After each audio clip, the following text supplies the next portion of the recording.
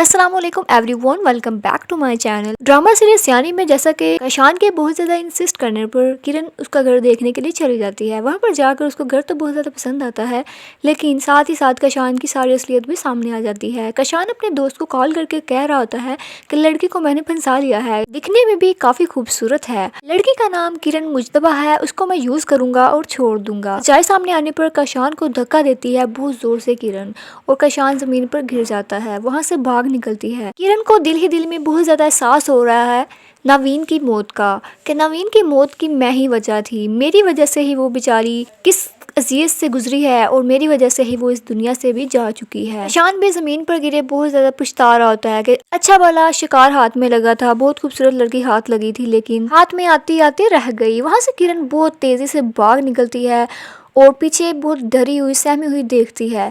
किसी महफूज जगह पर जाकर बहुत ज़्यादा रोती है। इस हालत को देख के भी किरण को अंदाज़ा हो जाना चाहिए था कि मैंने दुनिया में कितने ज़्यादा गुनाह कर दिए हैं, एक मासूम लड़की की ज़िंदगी ख़त्म होगी मेरी वजह से, उजाला के साथ मैंने कितनी ज़्यादतियाँ की हैं और मेरी वजह से मेरी माँ भी इस दुनिया से जा चुकी है। किरण डरते डराते घर पहुँच जाती है और बहुत सहमी होती है और नवीन की हालत का एहसास करती है कि उस वक्त नवीन भी इसी हालत में थी और वो आकर उसने बहाना बनाया था कि मेरा एक्सीडेंट हुआ है अम्मा, लेकिन मुझे तो सब पता था, मैं तो बता सकती थी और मैं चाहती तो मैं नवीन को आज बचा ही लेती। किरण के पास पछतावे के अलावा और कुछ नहीं रहा। अगर वो जिंदगी बचा लेती नवीन की तो आज इसका घर भी बसा रहता। नवीन की मौत की वजह से ही इसको घर से बाहर निकाला गया, और तो और उजाला के साथ भी इसने कितनी ज्यादा ज्यादतियां की हैं।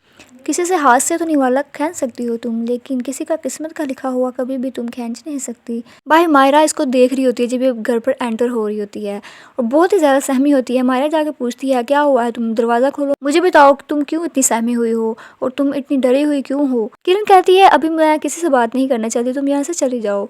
दूसरी तरफ आप लोग देखेंगे ज़रबाब के लिए चाय का कप लेकर आती है। ज़रबाब बोलता है ये किस लिए। आयशा बोलती है मैं आपके लिए लेकर आई हूँ। ज़रबाब बोलता है तुम्हें अपनी जिम्मेदारियों का तो एहसास नहीं है, आज पेरेंट्स टीचर मीटिंग थी और तुम्हें कोई होश ही नहीं है।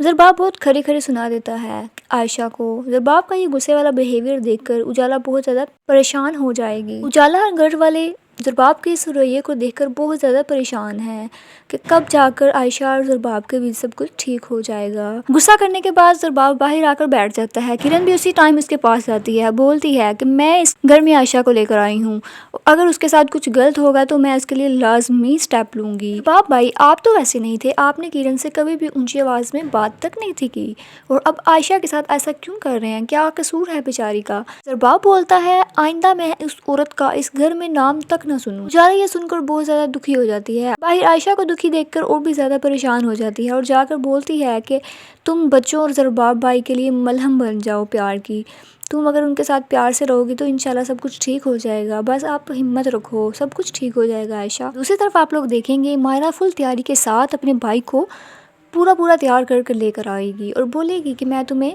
डिनर पर इनवाइट करना चाहती हूँ, तुम आज का खाना हमारे घर खाओगी।